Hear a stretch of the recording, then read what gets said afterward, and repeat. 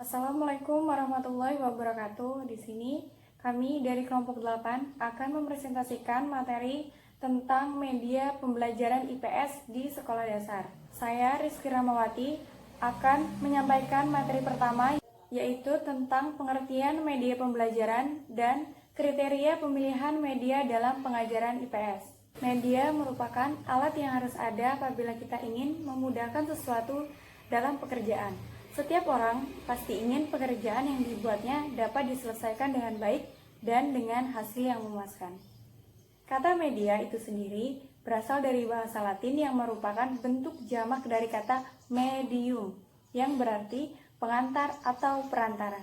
Dengan demikian, dapat diartikan bahwa media merupakan wahana penyalur informasi belajar atau penyalur pesan. Menurut Koyoka dan Zulkarnain, di tahun 1983, media adalah sesuatu yang dapat menyalurkan pesan dan dapat merangsang pikiran, perasaan, dan kemauan seseorang sehingga mendorong tercapainya proses belajar pada dirinya. Dari pendapat tersebut dapat disimpulkan bahwa media adalah sesuatu yang bersifat menyalurkan pesan dan dapat merangsang pikiran, perasaan, dan kemauan siswa sehingga dapat terjadi proses belajar mengajar pada dirinya. Dan penggunaan media yang aktif dapat membuat siswa makin aktif dan sesuai dengan tujuan yang akan dicapai. Media yang difungsikan sebagai sumber belajar, bila dilihat dari pengertian harfiahnya, juga terdapat manusia di dalamnya. Benda ataupun segala sesuatu yang memungkinkan untuk anak didik memperoleh informasi dan pengetahuan yang berguna bagi anak-anak didik dalam pembelajaran. Dari pengertian media pendidikan tersebut, dapat disimpulkan bahwa media pendidikan adalah alat atau sarana yang digunakan sebagai perantara atau medium untuk dapat menyampaikan pesan dan dalam mencapai tujuan pembelajaran. Dan yang kedua, ada kriteria pemilihan media dalam pengajaran IPS. Media sebagai salah satu sarana dalam rangka membantu meningkatkan proses pembelajaran, mempunyai aneka ragam jenis dan karakteristik yang berbeda-beda. Oleh karena itu, seorang guru profesional seharusnya memiliki kemampuan memilih secara cermat dan dapat menggunakan media pengajaran secara tepat. John Jerolimex mengemukakan ada beberapa hal-hal yang hendaknya diperhatikan oleh guru dalam menentukan pemilihan media, yaitu yang pertama, tujuan konstruksional yang akan dicapai. Yang kedua, tingkat usia dan kematangan anak. Yang ketiga, kemampuan baca anak. Dan yang keempat, tingkat kesulitan dan jenis konsep pengajaran. Dan yang terakhir, ada keadaan atau latar belakang pengetahuan atau pengalaman anak. John Michaels menambahkan, jenis ragam media jangan sampai membingungkan atau berlebihan bagi anak. Sedangkan Al-Qasasi Jahiri dalam bukunya yang berjudul Studi Sosial atau IPS menambahkan lagi beberapa kriteria lain, yaitu yang pertama, keadaan dan kemampuan ekonomi guru, sekolah, siswa, serta masyarakat. Yang kedua, keadaan dan kemampuan guru dalam menggunakan media. Yang ketiga, tingkat kemanfaatannya daripada alat tersebut dengan membandingkan satu dengan yang lainnya. Menurut Muhammad Bashiruddin Usman dan Haji Asnawir, ada beberapa hal yang harus diperhatikan dalam memilih media, antara lain tujuan pembelajaran yang ingin dicapai, ketepatgunaan, kondisi siswa, ketersediaan perangkat keras atau hardware, dan perangkat lunak atau software, mutu teknis, dan biaya. Oleh karena itu, beberapa pertimbangan yang perlu diperhatikan dalam memilih media antara lain, yang pertama, media yang dipilih hendaknya selaras dan menunjang tujuan pembelajaran yang telah ditetapkan. Tujuan pembelajaran ini merupakan komponen utama yang harus diperhatikan dalam memilih media. Dalam penerapan media harus jelas dan operasional, spesifik, dan benar-benar tergambar dalam bentuk perilaku. Yang kedua, aspek materi merupakan hal yang perlu dipertimbangkan dalam memilih media. Sesuai tidaknya antara materi dengan media yang digunakan akan berdampak pada hasil pembelajaran. Yang ketiga, kondisi siswa dari segi subjek belajar. Guru harus memperhatikan betul-betul tentang kondisi siswa dalam memilih media. Misal, faktor umur, intelijensi, latar belakang pendidikan, budaya, dan lingkungan anak menjadi titik perhatian dan pertimbangan dalam memilih media. Yang keempat, ketersediaan media di sekolah atau memungkinkan bagi guru untuk mendesain sendiri media yang akan dipergunakan, merupakan hal yang perlu dipertimbangkan oleh guru. Seringkali, guru menganggap bahwa suatu media sangat tepat digunakan untuk suatu pokok bahasan atau tema tertentu, tetapi di sekolah tersebut tidak tersedia media yang diperlukan. Sedangkan untuk mendesain atau merancang suatu media yang dikehendaki tidak mungkin dilakukan oleh guru. Yang kelima, media yang dipilih hendaknya dapat menjelaskan apa yang akan disampaikan kepada siswa secara tepat. Dalam artian, tujuan yang ditetapkan dapat tercapai secara optimal.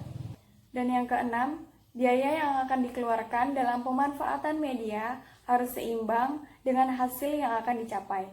Media sederhana mungkin akan lebih menguntungkan daripada menggunakan media canggih, tetapi hasil yang dicapai tidak sebanding dengan dana yang dikeluarkan. Itu saja yang dapat saya sampaikan. Selanjutnya akan dilanjutkan oleh teman saya. Nama saya Yulisa Putri dari PGSD 2C, NPM 19160121, ingin meneruskan hasil tugas kelompok kami. C. Jenis-jenis media pembelajaran. Media pembelajaran dapat diklasifikasikan menjadi beberapa klasifikasi tergantung dari sudut mana melihatnya. 1. Dilihat dari sifatnya. Media dapat dibagi ke dalam A. Media auditif, yaitu media yang hanya dapat didengar saja, atau media yang memiliki unsur suara seperti radio dan rekaman suara. B. Media visual, yaitu media yang hanya dapat dilihat saja, tidak mengandung suara. Yang termasuk ke dalam media ini adalah film, slide, foto, transparansi, lukisna, gambar, dan berbagai bentuk bahan yang dicetak seperti media grafis dan lain sebagainya. C.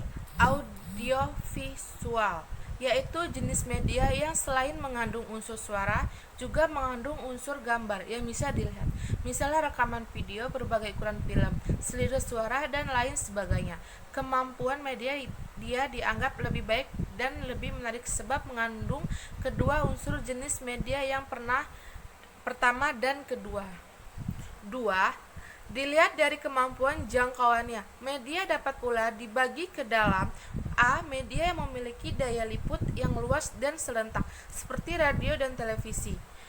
Melalui media ini, siswa dapat mempelajari hal-hal atau kejadian-kejadian yang aktual secara serentak tanpa harus menggunakan ruangan khusus.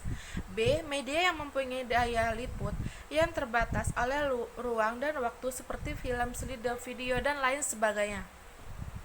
3. Dilihat dari cara atau teknik pemakaian, media dapat dibagi ke dalam 2, yaitu A.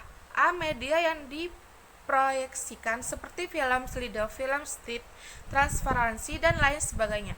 Jenis media yang demikian memerlukan alat proyeksi khusus seperti film proyektor untuk memproyeksikan film, slide proyektor untuk memproyeksikan film slide, overhead proyektor untuk memproyeksikan transparansi tanpa dukungan alat proyek semacam ini. Maka media semacam ini tidak akan berfungsi. B. Media yang tidak dapat diproyeksikan seperti gambar, poin, lukisan, radio, dan lain sebagainya. Terima kasih. Materi selanjutnya yaitu penggunaan media IPS. Pemerolehan pengetahuan dan keterampilan, perubahan sikap dan perilaku yang terjadi karena interaksi antara pengalaman baru dengan pengalaman yang dialami sebelumnya. Menurut Brunner 1966-10, ada 3 tingkatan utama modus belajar, yaitu pengalaman langsung, pengalaman gambar, dan pengalaman abstrak atau simbolik. Pengalaman langsung yaitu mengerjakan. Tingkatan kedua diberi bibit ikonik berupa gambar atau image dan film. Meski siswa belum mengalami secara langsung pemahaman tentang apa yang dilihat dalam gambar dan tingkatan simbolik, siswa dapat mencocokkan image di tingkatan dengan simbol yang diterimanya. Akan tetapi,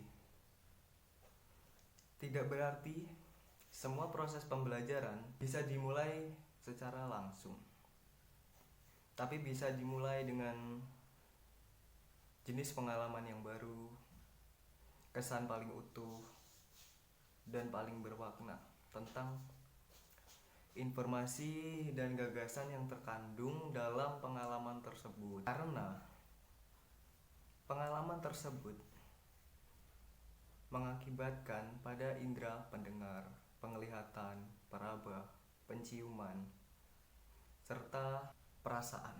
Dengan learning by doing, keikutsertaan siswa secara langsung akan membuat pembelajaran lebih bermakna.